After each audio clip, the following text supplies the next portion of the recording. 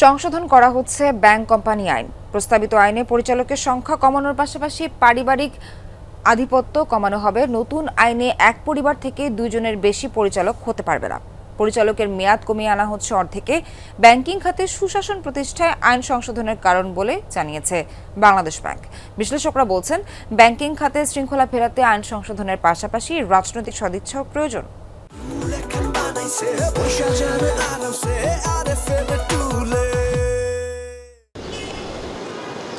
গত দেড় দশকে সবচেয়ে বেশি জালিয়াতি হয়েছে ব্যাংকিং খাতে। বেশিরভাগ অনিয়মের মূলে রয়েছে পরিচালনা পর্ষদের হস্তক্ষেপ এবং পারিবারিক আধিপত্য। এ খাতে শৃঙ্খলা ফেরাতে নানামুখী উদ্যোগ নিয়েছে বাংলাদেশ ব্যাংক। এরই অংশ হিসেবে সংশোধন করা হচ্ছে ব্যাংক কোম্পানি আইন।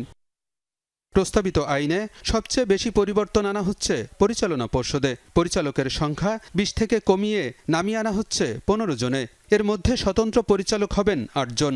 একই পরিবার থেকে 2 জনের বেশি পরিচালক হতে পারবে না। টানা 6 বছরের বেশি কেউ পর্ষদ সদস্য থাকতে পারবে না। ব্যাংকের চেয়ারম্যান হবেন স্বতন্ত্র পরিচালক। পরিবারের সংজ্ঞায় যুক্ত হচ্ছে শ্বশুরপক্ষও। বাদ দেওয়া হচ্ছে ইচ্ছাকৃত ঋণখেলাপির বিধান। বোর্ডের যে সাইজটা আছে সেটাকে কিভাবে একটা অপটিমাম সাইজে নিয়ে আসা যায় এবং বোর্ডের মেয়াদটার একটা সীমারেখা তৈরি করা এবং বোর্ডের মধ্যে পরিবারের অংশগ্রহণটাকে নিয়ন্ত্রণ করা, এগুলোই আমাদের মূল উদ্দেশ্য। এবং আলটিমেটলি এইটা যদি আমরা নিতে পারি তাহলে যে কর্পোরেট সুশাসন যেটা বলছি ব্যাংকিংয়েতে সেটা আসবে।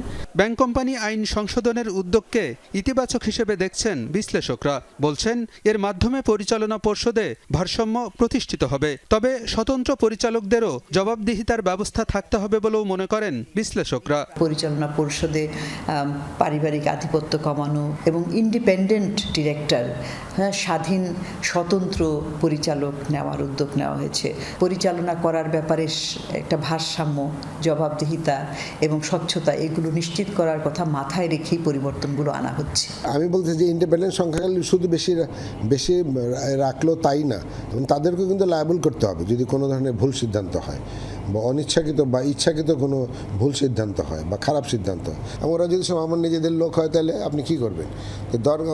সুতরাং শুধু নাম্বার বাড়াইলে হবে না, তাদেরকে অ্যাকাউন্টেবল করারও ব্যবস্থা রাখতে হবে। শুধু আইন করে ব্যাংকিং খাতে শৃঙ্খলা ফেরানো যাবে না, এজন্য রাজনৈতিক সদিচ্ছা জরুরি বলেও মন্তব্য করেন বিশ্লেষকরা। পলিটিক্যাল কমিটমেন্ট যদি না থাকে আপনি এগুলো কোনোটা করে আটকে রাখতে পারবেন না। যে পলিটিক্স উইল পেনিট্রেট। আপনি চান নৈতিক পরিবর্তন, কিন্তু সে পরিবেশ ক্রিয়েট করলেন। সুতরাং মানুষ তো অনৈতিক পরিবেশের মধ্যে অনৈতিক কাজকর্মগুলো বেশি করে।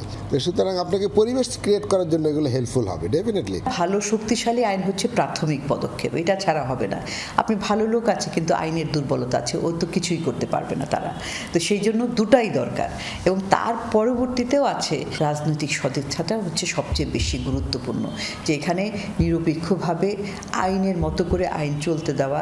প্রস্তাবিত ব্যাংক কোম্পানি আইন কার্যকর হলে অনিয়ম কমিয়ে আনার পাশাপাশি ঋণ জালিয়াতি কমবে বলেও মনে করেন বিশ্লেষকরা। আলমগীর হোসেন, যমুনা নিউজ, ঢাকা।